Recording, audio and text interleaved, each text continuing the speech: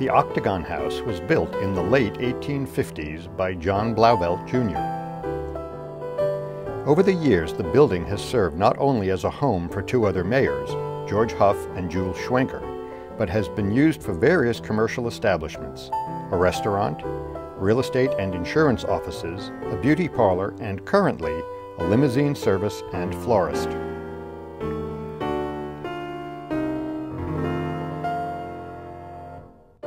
The Old Stone Church was the original St. Paul's Episcopal Church, which was begun in 1894, with local farmers contributing stones from their fields. The land was donated by Montvale's first mayor, Jacob Turkiel, and his wife, Cora. The design was furnished by one of the most prominent architects in the country, Samuel Burridge Reed. The first services were held in the church in 1895, and it remained the home of St. Paul's congregation until the new church on the hill was built in 1958. Montvale School No. 2 on East Grand Avenue derives its name from the original one-room wooden school it replaced on the same site. After Fieldstone was constructed in 1966, the building was closed as a school. In 1904, Park Ridge became the first town in the Pascack Valley to install electric service when it dammed the Pascack Brook and built an electric generating plant. It flooded 12 acres of meadowlands that are still known today as Electric Lake. The water from the dam powered an electric generator housed in the basement of the brick structure to the side of the dam. By 1907, 18 customers were using power from the plant. In 1908, the dam was raised 5 additional feet to increase the water power available, and Electric Lake grew from 12 acres to 20. And in 1919, Park Ridge shut down the plant and began to purchase power from outside electric providers. Resting like a jewel in the suburban town of Park Ridge, New Jersey, is the Wertendijk Barn, a county-owned Dutch barn farm museum. The Wertendijk family maintained the land as a working farm from 1735 to 1851, when the farm was sold. The Park Ridge Depot is a classic example of railroad Gothic with its board and batten siding, balloon frame windows, shaped to reflect the roofline, and decorative barge boards. Constructed in the 1870s, it remained in use until the 1960s. In the 1970s, it was considered for demolition, but when New Jersey Transit took over control, the stations were leased to the towns, and in 1981, Park Ridge began the process of funding and implementing a renovation of the station.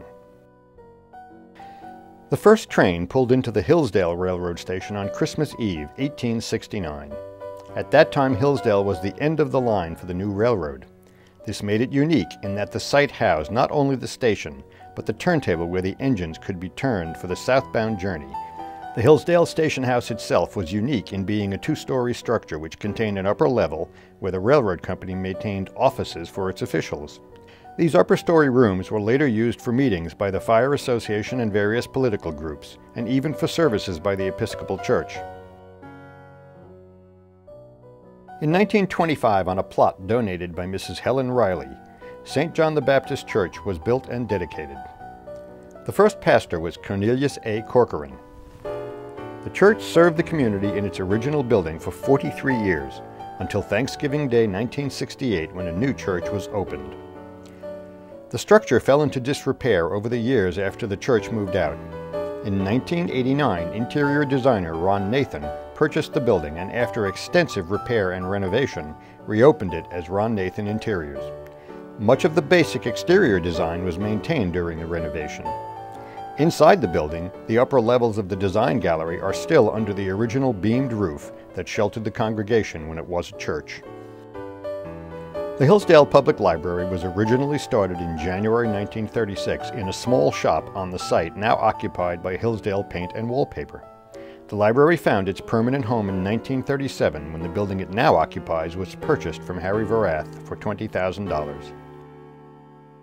Westwood's Veterans Memorial Park has always been the social center of Westwood. The picturesque bandstand, also known as the gazebo, sits on the triangular section of the park. The bandstand was built in 1922 at the suggestion of Mayor Irving Brickell. It was constructed entirely by volunteers, using donated funds and materials. In 1870, the railroad was extended to Westwood and on to Hillsdale. The increased flow of travelers to the town led to increased demand for travel services.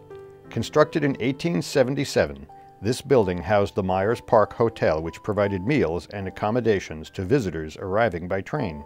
Over the years, the building has continued to serve as an eatery of one form or another, always with the word Park in its name, until its present tenant, the Iron Horse Restaurant, purchased it. When the railroad went through the Pascack Valley in the 1860s, stations sprang up in all the towns along the way. Generally, they were the board and batten style with wide overhangs to protect the passengers. The Emerson station followed the style until the 1940s, when the overhangs were trimmed and the building faced with brick. When passenger service declined, it was converted to a retail store.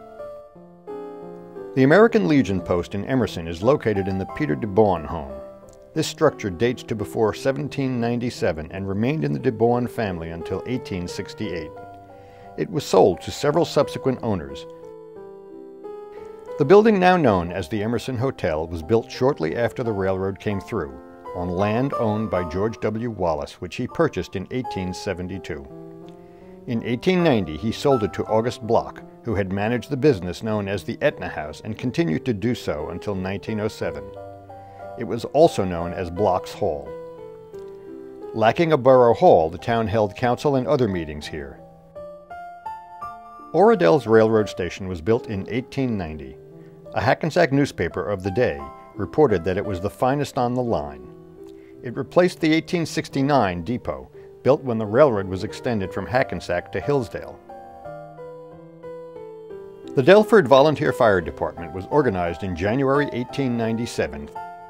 Not long after the fire department was formed, this firehouse was built on land donated by Richard Cooper. The old building continues in use today as the Little Firehouse Theater. The Oradell Episcopal Church got its start in Edmund Maple's home on Grove Street, and later in Oradell Lecture Hall, where the newly formed congregation held their first Easter services in 1901. A year later, Easter services were the first services held in their own new church. The bell from the lecture hall now hangs in the church belfry. The bloodiest skirmish in North Jersey during the American Revolution occurred on Rivervale Road. On a cold night in September 1778, a force of dragoons, under the command of Lieutenant Colonel George Baylor, were camping in barns and farmhouses along Rivervale Road. They were attacked while they slept by British soldiers and bayoneted to death. American militia dispatched to the site after the battle buried some of the bodies in abandoned tanning vats along the Hackensack River. In 1967, when the land was being readied for development, local historians searched for and found the bodies of 5 dragoons in the old vats. The millstone which now marks the spot was from the same tannery as the abandoned vats. Leopold Herman, Rivervale's first fire chief, constructed Herman's Grove in the early 1930s as a beer garden and recreation area. The Grove continued in popularity until the early 1970s. The main building at the Grove was remodeled into the town hall, and today the Grove is also the site of the library and veterans monuments. Seven Chimneys is the oldest house in the township of Washington, and it is an impressive example of 18th century regional architecture and an important remnant of the community's early settlement period. High on a grassy knoll in the southern portion of the township, the house was built in 1745 by the Zabriskie family, with many additions made in the 1700s and 1800s.